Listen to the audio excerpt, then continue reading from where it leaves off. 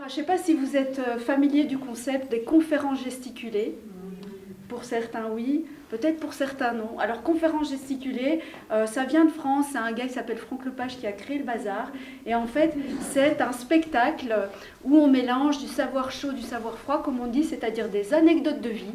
Ce qui nous est arrivé à nous dans notre vie, parce que notre vie, on est avec des histoires politiques, personnelles, sociales, et du savoir froid, c'est du savoir académique, hein, des lectures sociologues, statistiques et compagnie, et donc on va politiser nos récits de vie. C'est ça le truc.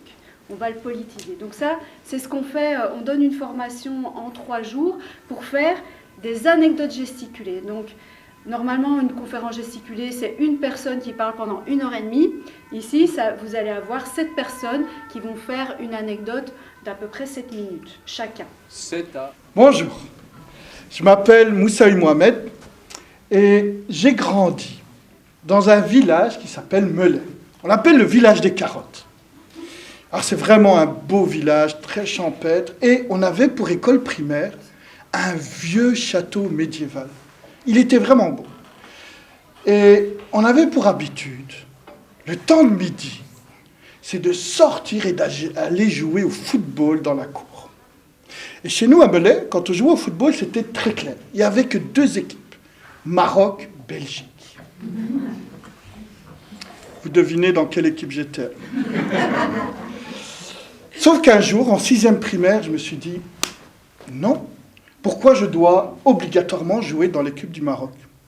Pourquoi je ne jouerai pas dans l'équipe de la Belgique? Après tout, je suis né en Belgique, j'ai grandi en Belgique, j'ai mes habitudes de Belge. Et donc j'ai dit, voilà, moi je joue dans l'équipe de Belgique. Du coup, dans l'équipe des Marocains, ils disaient, c'est un traître, Mohamed. Dans l'équipe des Belges, ils disaient, ça sent le coup fourré, il va bousiller notre match, il va nous faire rater le coup, quoi. Bon, j'étais pas très bon joueur aussi, mais je voulais absolument jouer dans l'équipe des Belges. Et donc, ça s'agite. Monsieur Pierre arrive et dit, qu'est-ce qui se passe ici? Ben, Mohamed, tu veux jouer dans l'équipe des Belges. Et là, il me regarde et il me dit, mais Mohamed, tu es marocain et tu joues dans l'équipe du Maroc. C'était tellement évident quand tu as 10 ans. Tu te dis, ben oui, déjà l'année passée, en 5e, Madame Irène, elle avait dit, vous les Marocains, vous restez au fond de la classe. C'était déjà très clair. Qu'est-ce qui m'est arrivé? Et cette forme d'assignation, on me renvoie le fait que je suis marocain, m'a obligé à un moment donné à m'intéresser. Ben oui, après tout, je suis marocain. Mais en même temps, qu'est-ce que je connais du Maroc? Les vacances, quand on va voir la famille, et puis mes parents. Et donc je me suis aussi intéressé à mes origines marocaines. Pour voir c'est quoi, après tout, hein, je suis un Mazir, je suis Rif, c'est pas mal, un Mazir ça veut dire l'homme libre, c'est quand même pas mal. Mais très vite je me suis dit, mais on me dit je suis marocain et on me demande de m'intégrer. Vous savez, moi je suis la génération d'intégration, on disait, il faut vous intégrer. Et donc, en cherchant un peu, intégration, assimilation, qu'est-ce que ça veut dire? Et j'ai trouvé une chouette explication sur la Ligue de l'enseignement en éducation permanente, qui explique vraiment bien ça. Et d'abord, le premier schéma ici, que vous voyez, vous avez la société, hein, bien enfermée en elle, hein, et autour gravitent toutes ces personnes d'autres origines. C'est ce qu'on appelle l'exclusion. Puis, on s'est dit, c'est quand même un petit peu emmerdant, tous ces gens qui tournent autour de nous, on va les mettre dans un cercle, à l'extérieur, certes, on va les mettre tous entre eux, là, dans ce cercle. C'est ce qu'on appelle la ségrégation. Bon, on a des petits remords, on se dit, ouais, ils sont quand même loin de nous, c'est pas sympa. On va les faire rentrer avec nous dans notre cercle, tu vois, mais ils restent entre eux. Hein. C'est ce qu'on appelle l'intégration. C'est ma génération. Ça serait tellement plus chouette si à un moment donné, on faisait éclater ce cercle et qu'on mélangeait tout le monde. Et ça s'appellerait l'inclusion. Et donc, ici, assigné, marocain, belge, j'ai commencé à chercher autre chose dans mon identité. Et j'ai découvert un truc qui peut vous paraître évident, Mais quand vous avez 10, 11 ans, ce n'est pas toujours évident. Je suis musulman. Et donc, je me suis intéressé à mon identité de musulman. Et c'était chouette, parce qu'il n'y avait plus de frontières. Les musulmans, il y en a partout, dans tous les continents. C'était vraiment bien. J'ai appris à être un bon musulman. J'ai appris ma religion, et j'ai même fait mon pèlerinage. Et comme Malcolm X, j'étais à la Mecque, en circonvolution, avec plein de gens des 4 coins du monde. J'avais cette étoffe blanche au milieu du désert. Et nous étions tous sur le même pied d'égalité. C'était vraiment bien. Et quand je suis revenu en Belgique, c'était l'après 11 septembre. Et on m'avait déjà assigné de musulman. C'était déjà clair que pour les gens, je n'étais plus marocain, que j'étais ce musulman. Et je comprends qu'on est tous porteurs et porteuses de cette identité multiple. Hein, on en a pas mal. Hein. Je suis un homme, un père, plein de choses. Je suis musulman, marocain, belge, etc. Et souvent, on m'assigne. Quand j'étais en primaire, M. Pierre a dit clairement, tu es marocain. Plus tard, je me suis découvert musulman, mais on me l'avait assigné aussi. Je me suis dit, il y a peut-être quelque chose à creuser. Est-ce qu'il n'y a pas quelque chose qui transcende les frontières ? Et j'ai découvert un truc. J'ai trouvé qu'on pouvait être citoyen du monde. Alors c'est bien, c'est génial. Au diable les frontières, au diable cette identité, cette carte d'identité qui ne me représente pas du tout d'ailleurs. Et j'étais ce citoyen du monde. J'aimais bien, mais dans une société qui de plus en plus parlait d'identité nationale, ça devenait compliqué. Et j'étais en quelque sorte ce petit marginal qui ne veut pas rentrer dans cette case, dans ce moule. Et vous savez, quand on est tous porteurs d'identité, vous avez ce qu'on appelle cette identité assignée. On vous assigne une identité. Et des fois, on insiste tellement en vous l'assignant qu'elle devient revendiquée chez vous. Parce que vous vivez des discriminations. Quand j'étais marocain, les Marocains, c'est tous des voleurs. Et quand je suis musulman, après 11 septembre, c'était tous des terroristes. Et aujourd'hui, citoyen du monde, je me dis, je suis un marginal après tout. Et je me dis aujourd'hui, à mes 50 ans, à l'aube de mes 50 ans, et après la mort de mes parents, j'ai essayé de redécouvrir un petit peu ce que c'était le Maroc. Et c'est vraiment un chouette pays, le Maroc. Vraiment, vraiment, c'est vraiment chouette. Vous savez, il fait 24-25 degrés là maintenant. Il y a des belles plages, on mange bien, on respire bien, on dort bien. Franchement, c'est un chouette, chouette pays. Mais en même temps, je suis né en Belgique, j'ai des références, j'ai mes racines ici. La mitraille de Poulicroc. Ils ne connaissent pas. Ils ne connaissent pas au Maroc. Avoir une bonne mayonnaise, il n'y a pas. Et on a essayé de le faire, hein, c'est pas ça. Hein. Mais il n'y a pas. Et donc, pour moi, c'est quand même quelque chose qui fait partie de mes racines, de mon identité. Je suis né en Belgique, j'adore ça. J'ai mes amis, le cinéma, il y a tellement de choses, tellement de repères. Et dans cette société, en même temps, qui me pousse à retourner au Maroc. Et aujourd'hui, dans cette société où vous voyez ces gens traverser la Méditerranée, certains y arrivent, d'autres pas, du sud vers le nord, j'ai peut-être aussi cette envie de prendre ce bateau, mais descendre vers le sud. Merci. J'avais déjà, quand j'étais toute petite, et même dans le ventre de ma maman, je suis sûre. Voilà, je m'appelle Joël. Et je viens d'une famille d'aristos bourgeois, mais désargentés. Donc, j'ai suivi un très bon cursus scolaire. Et puis un jour, j'ai plus eu envie d'étudier, ou plutôt d'étudier comme ça. J'ai fait le jury central pour pouvoir commencer plutôt mes études d'archéologie. Parce que je suis archéologue, égyptologue. Et donc, la première année, tout se passe bien. Parce que je suis boursière en Belgique, j'ai une bourse totale, donc aussi bien pour les études que pour le logement et la nourriture. Et puis, ma maman, qui est notre soutien de famille, se voit augmenter d'une valeur de 75 € à l'époque. Alors, je perds la bourse. Et comme je suis belgo-française, je demande la bourse à la Maison du Louvre à Paris. Très étonnée, je la reçois, mais je ne reçois pas une bourse complète. Je reçois une bourse que pour mes études.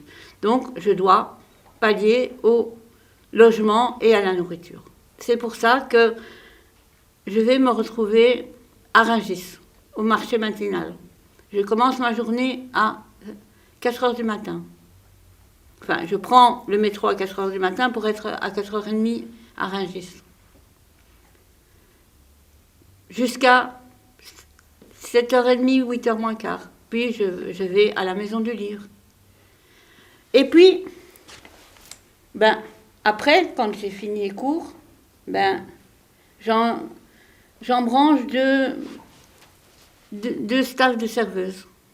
Donc, ça fait qu'un jour, un bon jour, je m'évanouis dans l'amphithéâtre. On m'envoie en observation à l'hôpital universitaire Clément Bicêtre.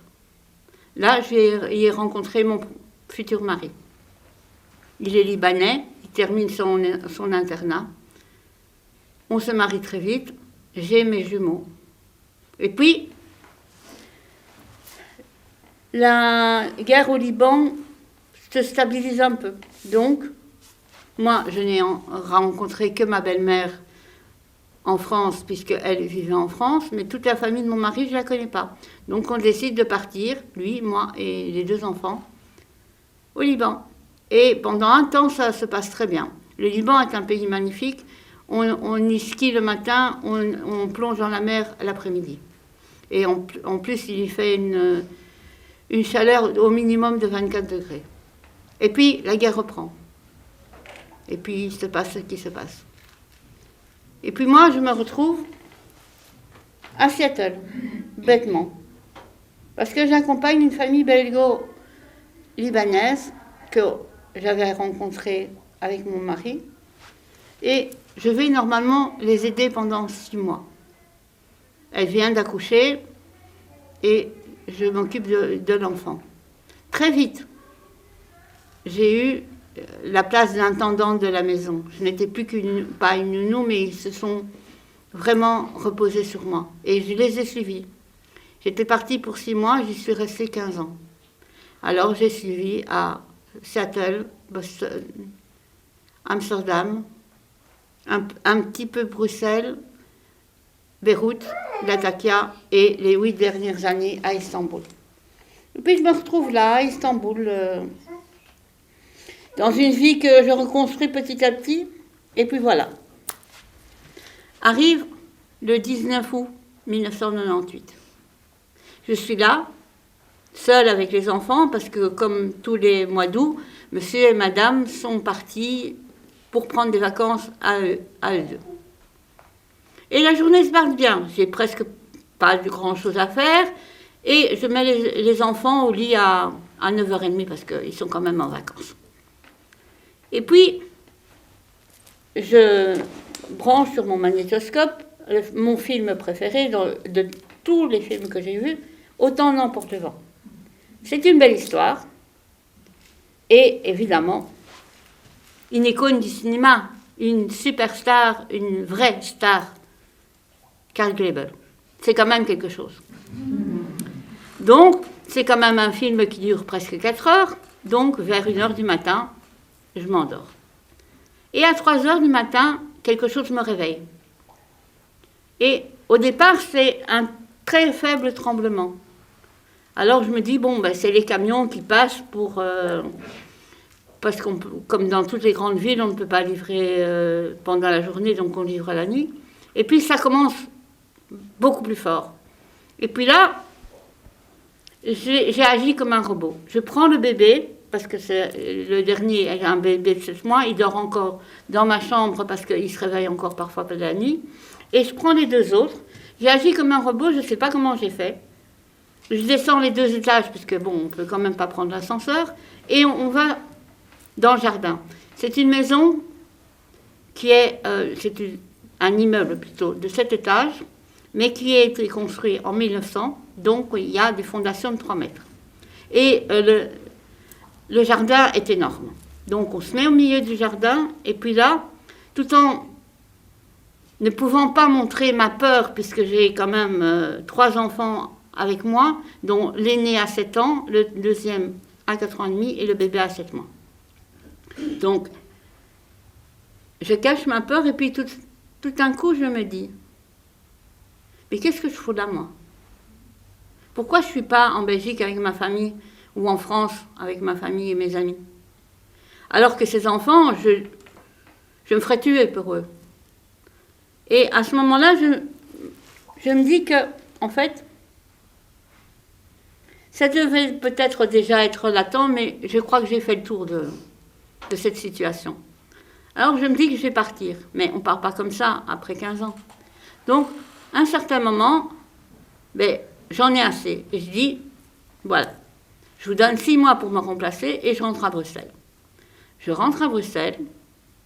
La chance que j'ai eue, c'est que je parle turc et que c'est le moment où la Turquie va essayer de rentrer dans l'Union européenne. Donc, on m'engage à la Commission européenne en tant que téléphoniste. Bon, j'aime apprendre et j'aime surtout rencontrer des gens qui sont de toute ethnie, de toute race et de toute religion confondue. Donc, je fais passer les examens et les 7 dernières années de ma carrière, je les passe en tant que coordinatrice générale de l'Union européenne, du standard général de l'Union européenne. Et puis, arrive ce qui doit arriver, le point de bascule. Mon frère aîné meurt. Bon, ça aurait été déjà un grand chagrin si ça n'avait été qu'un seul. Seulement, il y en a eu 9 après. Et puis, le dernier, c'est ma maman. Ma maman à qui j'avais juré que si elle devait mourir, on ne ferait pas d'acharnement thérapeutique. Mais entre le dire et le faire, il y a une grande différence.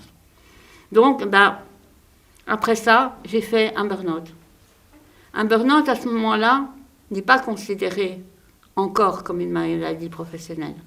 Donc, je reçois mon C4, et puis je me confine moi-même dans ma maison. Je suis malade, je ne sais plus rien faire. Et puis, arrive l'expulsion. Je suis dehors, et je rentre dans ce qu'on appelle la précarité. Et puis, un jour, je rencontre quelqu'un qui me fait découvrir le syndicat des immenses. Le syndicat des immenses, c'est un syndicat contre le non-logement ou le mal-logement pour les personnes en très grande précarité. Immense, ça veut dire individu dans une masse matérielle énorme, mais non sans exigence. Et là, après avoir entendu Laurent Durcel et puis avoir participé à 3 ou 4 réunions, je me découvre un combat. Le combat de chasser les stéréotypes. Parce que moi, je sais qui je suis. Moi, je vous dis, j'ai été archéologue, j'ai fouillé 3 fois, 2 fois en Égypte, 1 fois au Liban. J'ai vécu pendant 15 ans dans la diplomatie belge. J'ai été coordinatrice générale du centre d'appel des commissions pendant 7 ans. Moi, je le sais. Mais les gens qui me regardent, parce que je suis dans la précarité, ont changé leur regard. Et ça, je ne peux pas l'admettre. Donc moi, c'est ça mon combat. Et un jour, il y a quelqu'un qui m'a demandé, mais comment t'es arrivé là? Pourquoi? Au dernier recensement, il y avait plus de 7000 sans chez-soi à Bruxelles. Eh bien, tout simplement, il y a 7000 façons de tomber. Putain de macaque puant, va nourrir les poissons de la Méditerranée avec les autres déchets vaguement humanoïdes provenant de votre continent de sous-êtres. Sale macaque de merde. Ces mots, ce sont les premiers que je lis le 31 juillet 2021. Je m'appelle Sandrine, j'ai 47 ans, je vis au Luxembourg et à l'époque, je suis présidente d'une association antiraciste. L'antiracisme est quelque chose de nouveau au Luxembourg. C'est né seulement en 2019. Et on a déjà reçu des messages de mécontentement, des messages hostiles, mais jamais de messages de haine comme celui que j'ai reçu ce jour-là. Et j'en ai reçu des dizaines d'autres du même genre sur ma boîte mail.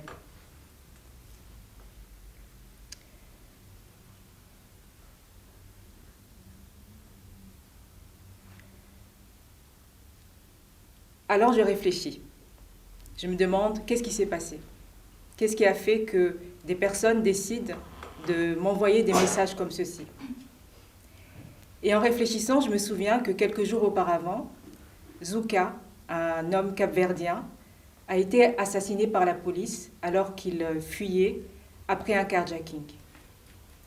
Cet événement, ce drame, a vraiment divisé l'opinion publique luxembourgeoise. Il y avait des personnes qui soutenaient la police d'un côté et d'autres personnes qui dénonçaient des violences policières. Et sa famille a créé une cagnotte pour pouvoir financer les obsèques de Zouka. Et cette cagnotte, on l'a partagée sur nos réseaux sociaux, sur les réseaux de notre association, pour pouvoir soutenir la famille. Et alors je me rends compte, je réalise que c'est à cause de ça que j'ai reçu ces messages de haine.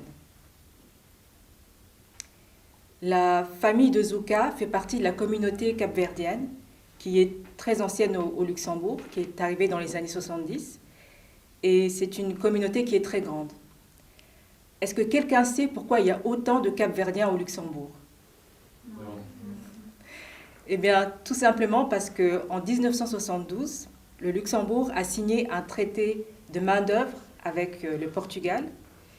Et à l'époque, le Portugal avait des colonies en Afrique.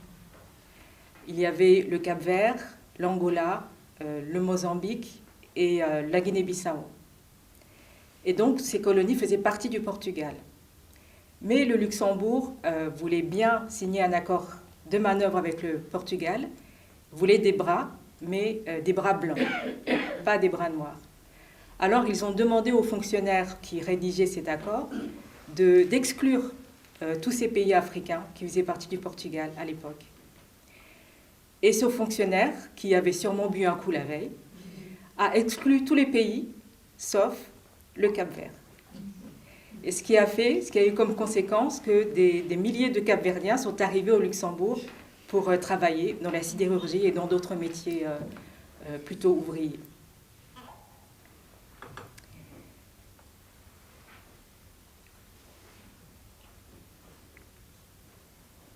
Et donc, après cet accord, qui a été bien sûr après modifié, donc il n'existe plus cet accord.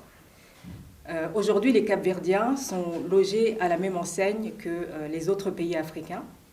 C'est-à-dire qu'il y a un réel parcours du combattant pour les Africains qui veulent arriver en Europe. Ils doivent demander un visa qui est payant, qui coûte à peu près 90 €. Et donc c'est vraiment très difficile pour eux. D'ailleurs, chaque année, en 2023, il y a eu 704 000 demandes de visa provenant de pays africains qui ont été refusées.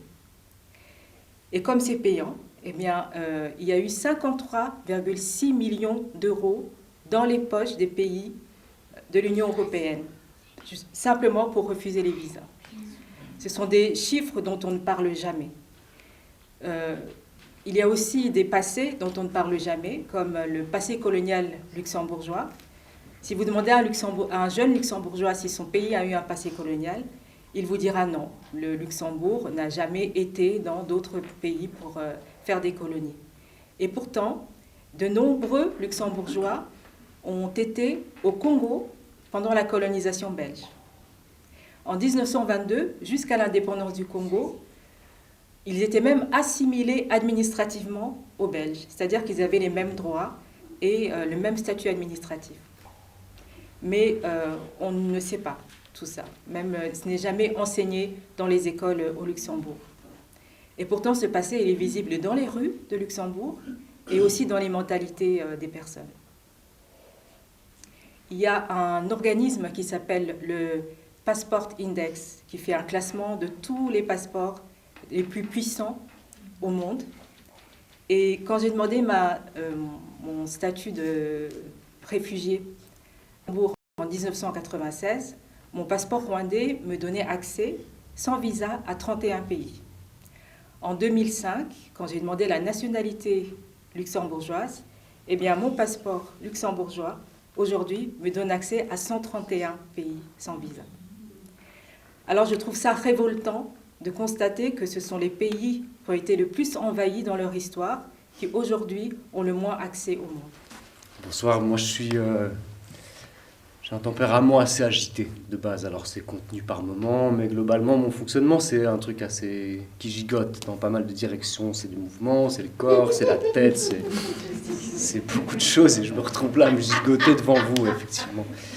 Mais c'est pas quelque chose qui vient uniquement de mon petit parcours à moi, de mon jeune âge, c'est quelque chose de plus ancien, c'est quelque chose qui vient aussi de ce qui m'a été transmis, quoi. Et ça, ce qui m'a été transmis, c'est un t-shirt, c'est une marinière, c'est un rayé. Alors mon papa, le matin, depuis que je suis petit, il se lève, il pousse sa marinière, la journée commence. Avec son énergie, avec sa pêche, avec sa dynamique, avec toute cette énergie, toute cette tension aussi qui m'arrive jusqu'à moi, quoi. Et moi, je vois toutes ces lignes, et le papa, il parle, et parfois, il dit pas tout. Et entre toutes ces lignes, il y a plein de choses en creux qu'il y a moyen de voir en lisant entre les lignes, quoi. Et à travers ce rayé, il y a des histoires en Bretagne, il y a des histoires avec la mer, il y a des histoires avec des familles en Bretagne que je connais pas parce que je suis né à Bruxelles. Et j'ai pas trop de relations avec la Bretagne d'autres que des projections. Et dans ces projections et certains détails familiales qui sont un peu vagues, entre les lignes, il y a un passé d'esclavagistes. Des gens qui sont en Bretagne, qui font de l'argent et qui envoient des bateaux pour ramener des esclaves dans les plantations sucrières. Mais tout ça, c'est un peu caché dans les histoires de famille. Et ça ne me parvient pas vraiment comme quelque chose de transparent et de dit, quoi. Comme une rumeur. Puis, quand je suis calme, souvent je dessine, parce que j'ai une pratique de dessin et je raconte des histoires à travers ça. Il y a quelques années, j'étais étudiant en bande dessinée, on est parti au Bénin. On a été invité là-bas via un workshop, on a travaillé sur la thématique du vaudou. Il faut savoir que chaque année au Bénin, en janvier, ils commémorent l'abolition de l'esclavage pendant un mois, et c'est croisé aussi des rituels vaudous. Les rituels vaudous, c'est pas Hollywood avec des zombies, ça n'a rien à voir avec ça. C'est des traditions ancestrales qui sont là-bas, qui existent depuis des siècles, d'avant l'esclavage, pendant l'esclavage et encore après l'esclavage. Et le parcours même de ces croyances, qui sont pas ma culture, mais qu'on m'a raconté, c'est que par le corps, les esprits descendent et viennent faire présent, et viennent acter dans le présent et commémorer notamment l'abolition de l'esclavage. Et moi, je suis là avec les autres blancs, là, dans mon rayé. Et je me dis, putain, on a une grande gueule, on a un grand passeport, mais niveau intimité, récit familial et connaissance d'un monde un peu plus intime, de l'héritage, on est nulle part.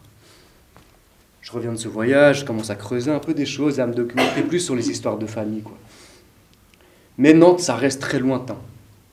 Et un jour, il y a un oncle lointain de Nantes qui cherche aussi des traces, des histoires de famille, et qui fait un arbre généalogique, et qui nous invite dans un appartement, moi je ne le connais pas, ce gars il nous invite, il contacte mon papa, il dit « Ouais, venez à la maison, on va faire un petit apéritif, et j'ai envie de mettre des visages sur les descendants Viotte, cette grande famille, machin. » Mais nous, on n'est pas de cette classe sociale-là, on n'est plus là-dedans, il y a beaucoup d'argent qui s'est perdu, on est une classe moyenne, et on va voir ce monsieur Amadou dans son grand bâtiment, comme ça, qui nous invite.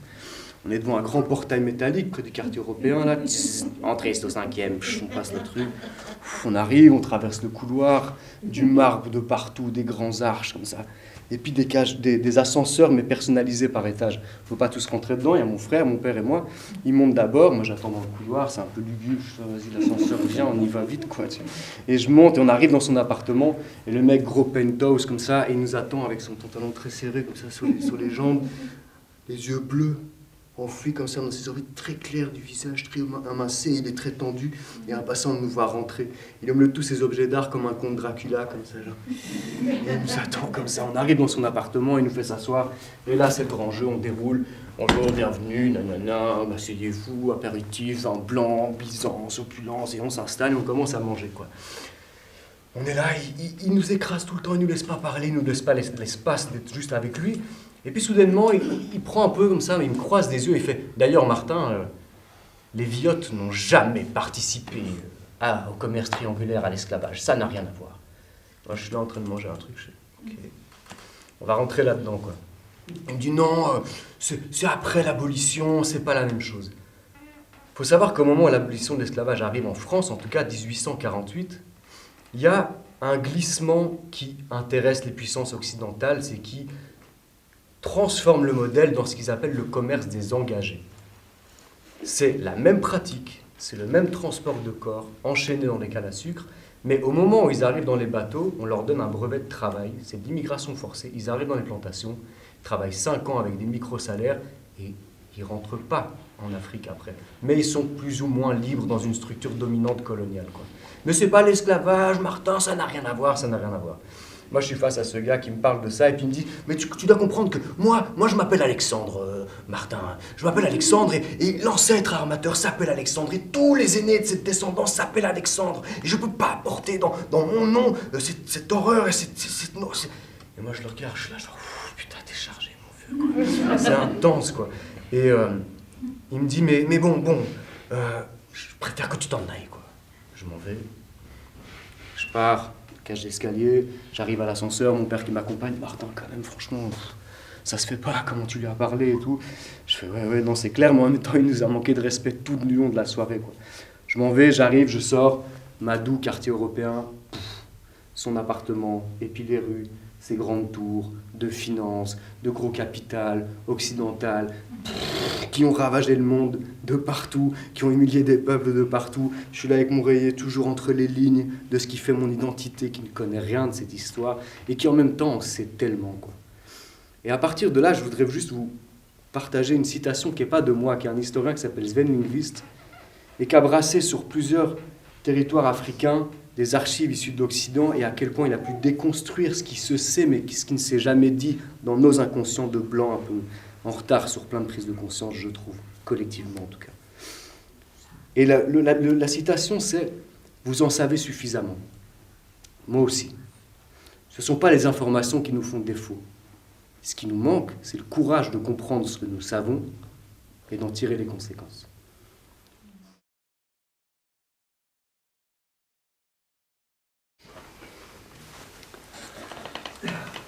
Bonjour, je m'appelle Jean-Louis, j'ai 72 ans. Alors il y a quelque temps, j'ai été opéré des genoux. J'ai été opéré du genou gauche pour une pose de prothèse totale. J'ai été opéré du genou droit aussi pour une pose de prothèse totale. Alors, lors de ma première opération, je me suis retrouvé dans une situation de dominé. Je me suis retrouvé dans une situation de personne qui était diminuée. Diminuée dans la douleur, affaiblie psychologiquement, affaiblie physiquement. Je me suis retrouvé face à un personnel soignant, un personnel médical dominant. Je me suis senti pendant toute une période vulnérable. Je vais vous expliquer. Vous savez, quand on va à l'hôpital, le premier jour, le jour de la rentrée, on va à l'accueil. Et je crois que vous connaissez sans doute cela. Vous allez à l'accueil et on vous pose des questions, votre nom, votre date de naissance, où habitez-vous, êtes-vous en règle mutuelle, et on vous pose le bracelet, le fameux bracelet. On vous dit, surtout, ne le perdez pas, ce bracelet est important. D'accord. Donc, avec mon bracelet, je fais ma valise, je me rends dans le bloc où je devais me retrouver, donc je me mets tout de suite dans ma chambre en position, en situation de patient qui va être opéré.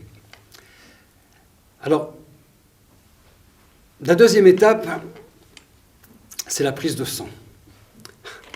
Il y a une infirmière qui rentre et qui me dit « Voilà, monsieur, on va vous faire une prise de sang. » Je dis « Ok, d'accord. » Je suis bien gentiment, bien calmement, je dis « Mais madame, voilà, moi j'ai l'habitude de donner du sang et c'est le bras gauche qui en général est utilisé. » L'infirmière me dit, moment d'hésitation, je pense. Elle regarde mon bracelet. Non. Écoutez, c'est le protocole. Si vous êtes opéré du genou gauche, je dois faire la prise de sang au bras droit. Bon, d'accord. Je présente mon bras droit. L'infirmière me met le garrot, l'aiguille et tout. Hop. Ça ne marche pas. Elle appelle sa collègue qui, elle, arrive et dit « Voilà, protocole, le bras droit, parce que c'est une opération au bras-gauche. » Donc, ok, la prise de sang, on essaye. Ça ne marche pas. Un peu énervée, elles se disent « Bon, on va appeler notre collègue, ça va bien, ça. On appelle notre collègue. » Donc, prise de sang, protocole et tout, voilà. Ça ne marche toujours pas. Et pour finalement, utiliser le bras gauche pour cette fameuse prise de sang. Ça a pris du temps. Mais surtout, je me suis senti comme quelqu'un qui n'était pas écouté. Étape suivante, après l'opération, il y a le chirurgien qui passe, qui dit « Voilà, monsieur, ça s'est très bien passé, votre opération est réussie, maintenant, il faudra suivre une rééducation, mais ça va prendre du temps, c'est un peu douloureux, mais vous voyez, ça va bien se passer, surtout par rapport à la douleur. Surtout, ne laissez pas la douleur s'installer, utilisez la pompe à morphine. » Alors, très bien, moi, la pompe à morphine, chaque fois que j'avais un petit mal, toc, pompe à morphine. Puis, à un moment donné, il y a une infirmière qui rentre dans la chambre, qui me dit Monsieur, avez-vous déjà uriné? Ouf, un peu dans les vapes, j'aurais dit non, pas encore. Ah oui, mais ça ne va pas, donc alors tout de suite, j'ai vu le matériel médical, le monitoring, on me dit « Oh, monsieur, attention, votre vessie, si vous ne faites pas attention, votre vessie va éclater. Et si vous n'urinez pas, eh bien, on va vous faire une sonde, on va vous sonder. » Bon, ok, je n'ai pas été sondé, et le moment venu, le moment où mon corps avait envie d'uriner, eh bien, est venu. Mais là encore, je n'ai pas été écouté. Alors par la suite, moi, la nourriture d'hôpital, j'ai du mal, je ne la supporte pas. Alors, la nourriture d'hôpital avec la morphine, chez moi, ça me donne des maux de ventre et des constipations. Alors le médecin passe, je lui explique, écoutez docteur, j'ai mal au ventre, ça me fait mal. Ouais. Bon, je vous donne un médicament, voilà, ça va vous relaxer, vos intestins vont se relaxer, ça va bien se passer. Ok. Non, ça ne s'est pas passé comme ça, j'ai toujours des maux de ventre. Le médecin repasse, il dit, oula, il s'adresse aux infirmières, il dit, mesdames, il faudra lui faire un lavement. Alors un lavement, moi, je ne sais pas très bien ce que c'est. Un lavement, pour moi, c'est un médicament, et puis hop, les choses vont comme elles vont. Pas du tout. Puis après, à un certain moment, il y a une infirmière qui revient, qui me dit, voilà, elle revient avec un long tube. Elle me dit, voilà monsieur, voilà ce qu'on va vous faire.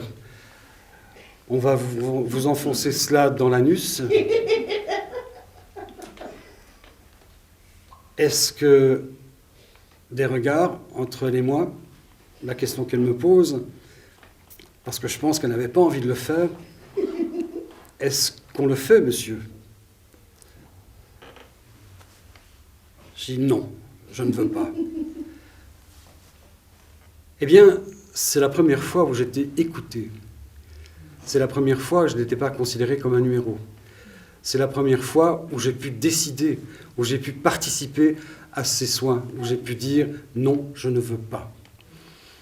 Alors, suite à ça, je me dis, mais qu'est-ce qui se passe? J'ai affaire à un personnel soignant qui est de qualité, un personnel soignant qui doit suivre le protocole, un personnel soignant qui connaît la relation entre le patient et le soignant. Qu'est-ce qui se passe? Alors, je sais que mon histoire n'est pas unique. Donc, je suis tombé sur quelques articles qui parlent de cette relation et de l'importance de la relation entre le patient et le soignant. Et j'ai pu comprendre, je peux pouvoir vous dire, suite à ces lectures, que dans le monde hospitalier, cette problématique relation personnel-soignant est quelque chose qui est vraiment pris en considération.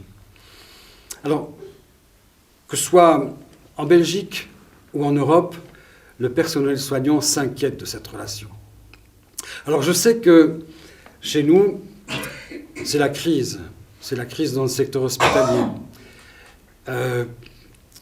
Et l'épidémie du Covid en est bien la preuve. C'est la crise aussi économique chez nous.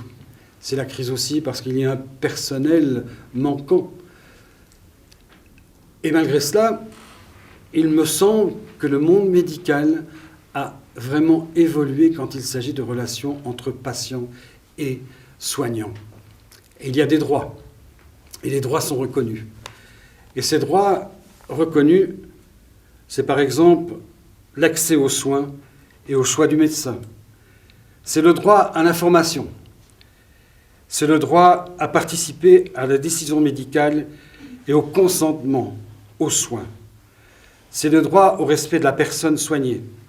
C'est le droit à la prise en charge de la douleur. C'est le droit de se plaindre. C'est le droit de se revendiquer.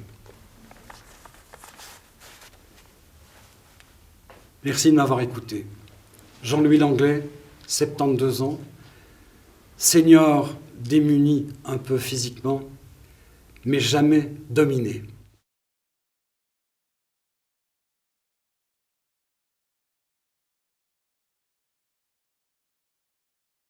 Je m'appelle Muriel et je suis une frite, avec un peu de sauce samouraï, mais dans le regard des autres, je suis du kimchi. Il y a un peu plus d'1 an, j'ai suivi une formation pour devenir écrivaine publique. Et comme dans toutes les formations, nous faisons des rencontres. Alors je ne sais pas vous, mais moi, mes rencontres sont toujours ponctuées par un interrogatoire. Tu viens d'où? De Corée. T'es en Belgique depuis longtemps? Depuis l'âge de 7 mois. Et tes parents sont venus pourquoi? Je suis venue sans mes parents, je suis adoptée. Ah! Et t'es déjà retournée en Corée? Oui, en vacances. Ah, dans ta famille? Non, je suis adoptée, donc j'ai plus de liens familiaux. Ah. Et t'aimerais vivre en Corée? Non. Pourquoi? Parce que j'ai pas les mêmes codes sociaux ni culturels. Habituellement, ça s'arrête là. Mais pas cette fois. Cette fois, elle a continué en me demandant, mais enfin, c'est quand même pas normal. Si, je suis en Belgique depuis l'âge de 7 mois, j'ai les mêmes codes culturels et sociaux que mes parents belges. C'est eux qui m'ont élevée. Ah, oui, mais enfin, c'est quand même pas normal alors, tu ne sais rien de tes racines, ni rien. Si, je connais un peu d'histoire, un peu de culture et la cuisine. Ah, quand même. J'avoue n'être pas allée plus loin. J'ai pas approfondi ce « ah, quand même ». Il y a peu, Karima m'a fait découvrir le témoignage d'une femme française adoptée d'origine coréenne. Et pour la toute première fois, j'ai ressenti le « ah, en fait, je ne suis pas la seule ». À 49 ans, grâce à un simple podcast. Pourtant, rien que pour la Corée, on est 200 000 adoptés dans le monde. 37 000 en Belgique.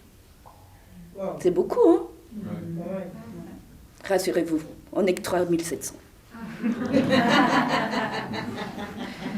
Mais c'est suffisant pour être une communauté. Mais nous sommes une communauté sans trace. Je vous donne quelques exemples. Pas de récits dans les livres scolaires, peu de représentations dans les médias et aucun espace pensé pour qu'on puisse parler de nos identités. Alors voilà, je suis une Belge qui aime les frites. Non, qui adore les frites. La preuve.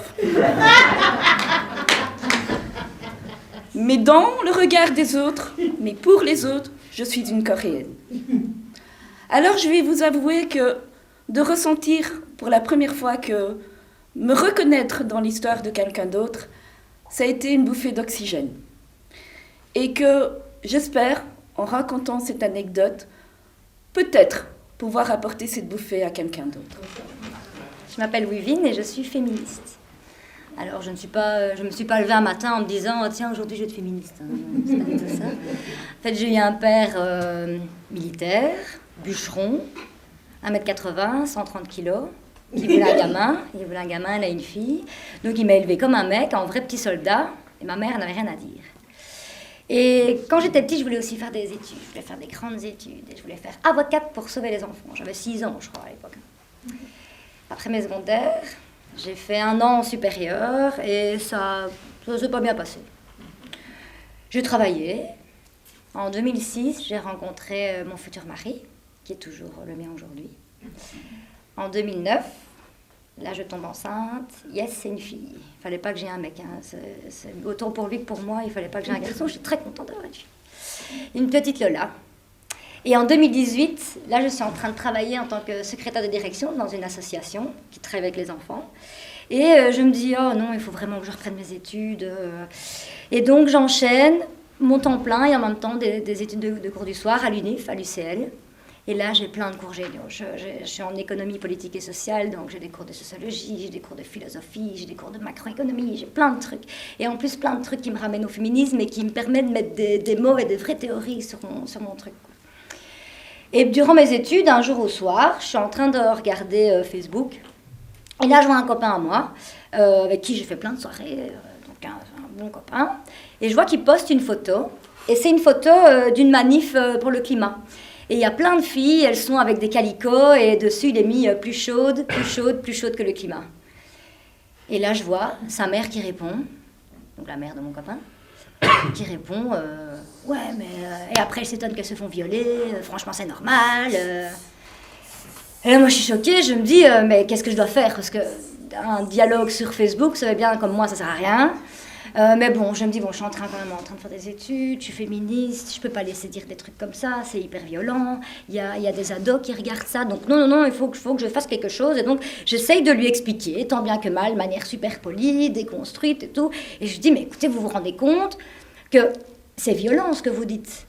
Donc, une personne, par le simple fait qu'elle porte un calicot, elle a le droit de se faire taper dessus ou de se faire violer. C'est comme si demain, on disait, bon, alors toutes les personnes qui ont un pull jaune, on a le droit de les tabasser dans la rue. Enfin, c'est complètement ahurissant. Et là, mon pote le prend super mal et il me répond, mais pour qui tu te prends? T'as pas à parler à ma mère comme ça, et de toute façon, t'es une fille, toi. Hein. Eh ben, j'espère qu'un jour ça va lui arriver, comme ça tu verras bien ce que ça fait. Et là, je le prends en pleine gueule parce que de un, c'est quand même un pote à moi. J'ai l'impression d'avoir une personne que je connais pas du tout devant moi. Mais bon, ça passe, je me dis, oh c'est bon, je réponds pas. Je crois que j'ai mis un truc comment, point d'interrogation. Je le bloque évidemment. Hein. Et l'année dernière, ma fille, elle est en 2e secondaire, enfin elle était en 2e secondaire. Et je vois qu'elle n'est plus du tout comme elle était avant. Avant, elle était grosse basket, gros training, la capuche, voulait pas trop se laver non plus. Voilà. Puis, à un moment donné, elle devient vraiment, mais un peu pétasse comme ça, avec son truc, plein de bling-bling, plein de maquillage, elle cache des faux ongles pour partir à Namur dans le train. Je me dis, mais qu'est-ce qui se passe? J'ai pas pensé, j'ai raté un truc. En plus, elle est peste avec ses copines, et je l'entends parler et tout, mais je dis, mais c'est pas du tout comme ça que je t'ai élevée, quoi. En tant que féministe, on est en sororité, on se tire pas dans les pattes avec ses copines, ça va pas du tout. Je me dis, j'ai raté quelque chose, j'ai tout foutu par terre. Et j'en parle avec ma psy et je lui parle, je lui explique ça et je dis, mais qu'est-ce que je dois faire? Est-ce qu'elle n'est pas bien avec moi? Est-ce qu'elle n'est pas bien à l'école? Elle m'a dit, mais demandez-lui. S'il y a bien une personne à qui il faut lui demander, c'est à elle directement, c'est elle la première concernée. Donc je me dis, oui, en effet, c'est vrai que j'ai pas pensé. Et on est un vendredi soir, mon mari est au foot, sans vouloir tomber dans les stéréotypes. Et évidemment, je dois lancer la grande discussion psychologique qui n'est pas du tout de leur sort. Hein. Généralement, on parle des psychologies avec les filles et tout ça, c'est pas un truc de mec, hein, c'est pas un truc de papa, c'est les mamans qui s'y collent. Et donc, je lui dis, tiens Lola, tout va bien, ça se passe bien à l'école, tu te sens bien et tout, avec nous. Ça. Et puis là, elle se met à pleurer. Mais elle se met à pleurer, elle tombe vraiment en sanglots et elle me dit non maman, ça va pas. Je dis mais qu'est-ce qui se passe, je me sens pas bien, je me dis oh là là. Puis elle me dit en fait je subis du harcèlement sexuel à l'école. En cours de français et dans d'autres cours, il y a un garçon qui est à côté de moi. Et alors il met sa main sur le haut de ma cuisse et il me dit plein de trucs dégueulasses. Et elle dit, et je sais rien faire parce que si je fais un peu de bruit, le professeur tourne et il me menace de me mettre une remarque de tous les deux. Si j'essaye de me mettre plus loin, il attrape ma chaise et il la tire vers lui, il me ramène vers lui, il continue. Et alors, il essaye de l'isoler aussi. Parce que c'est ça le but d'un harceleur, hein, c'est d'isoler pour que tu te retrouves toute seule et surtout que tu sois décrédibilisée par tout le monde. Et en fait, il avait été dire à toute la classe, ouais, mais Lola, elle fait son touche, mais elle aime bien en fait. Hein. Et un jour à l'intercours, parce qu'elle avait quand même parlé à un ou deux de ses potes qu'il avait bien vu qu'il y avait un truc de bizarre, il l'attrape à l'intercours, il la colle au mur et il lui dit t'as plus jamais intérêt à parler de ça à qui que ce soit, parce que sinon ça va vraiment mal aller pour toi. Et la semaine dernière, enfin non, il y a quelques semaines déjà, hein, vous savez que Donald Trump a été élu prochain président des États-Unis. Il est sexiste, misogyne, raciste. Et depuis qu'on sait qu'il a gagné, il y a plein de mouvements masculinistes qui refont surface comme ça, hein, parce que ça leur ouvre des boulevards, évidemment. Donc c'est quoi les masculinistes? C'est des hommes qui ont la haine des femmes. Ils ont la haine des femmes, ils ont le pouvoir, ils savent qu'ils l'ont. Et ils veulent surtout pas, ils veulent garder leurs privilèges, ils veulent garder leur position dominante. Et ce que les femmes subissent, c'est ce qu'elles subissent depuis toujours dans l'histoire. Ça s'appelle le backlash. Donc, c'est-à-dire que plus les femmes gagnent des victoires, et plus de l'autre côté, le mouvement il est hyper fort. Et il fait pression comme ça. Alors que tout ce que les femmes, elles veulent, parce que beaucoup de personnes pensent que le féminisme, c'est des filles revanchardes qui veulent juste avoir le pouvoir parce qu'elles ne l'ont jamais eu. Non, non, non. Les féministes, elles veulent juste les mêmes salaires, les mêmes pensions. Elles veulent pouvoir sortir dans la rue sans avoir peur. Elles veulent aussi que leur homme ou leur mec, ils prennent juste leur part des tâches, pas les aider, hein, pour reprendre leur vraie part de tâches. Enfin, c'est ça qu'elles veulent. Mais plus on gagne d'un côté, et plus eux, ils font pression de l'autre. Et c'est violent. Et en ce moment, ça n'a jamais été aussi violent. Enfin, peut-être avant, mais en tout cas, là, il y a un regain de... Et puis, je vois une vidéo, c'est le soir, vendredi dernier, pas vendredi hier, mais vendredi avant, et on revenait de cette journée de formation. Et là, je tombe sur une vidéo qui passe au JT, et donc c'est un mascu de dingue qui est suivi par des millions de personnes. Et ce gars, il dit hey, mais les filles, vous n'aurez jamais de présidente, jamais vous n'en avez un. Et vous savez, vous pensez le fameux slogan là, qu'on avait en mai 68, mon corps, mon choix. Et ben il dit c'est your body, my choice. Donc c'est ton corps, mon choix. Et là, je me dis putain, on en est encore là aujourd'hui, quoi. Parce que les générations avant nous, elles se sont battues pour qu'on ait les droits qu'on a aujourd'hui. Et nous, aujourd'hui, on va se continuer à se battre pour que les prochaines, elles se disent qu'un jour, ce sera possible et on continuera en lâchant.